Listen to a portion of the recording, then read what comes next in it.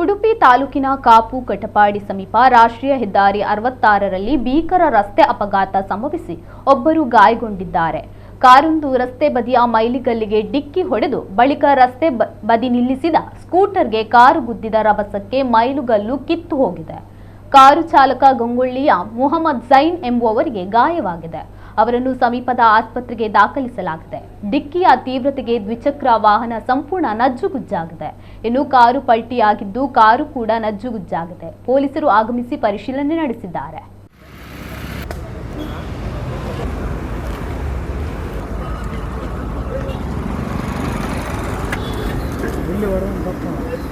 ಹೋಗ್ಬೇಕಂದ್ರೆ ಪಲ್ಟಿ ಆಗಿದ್ದು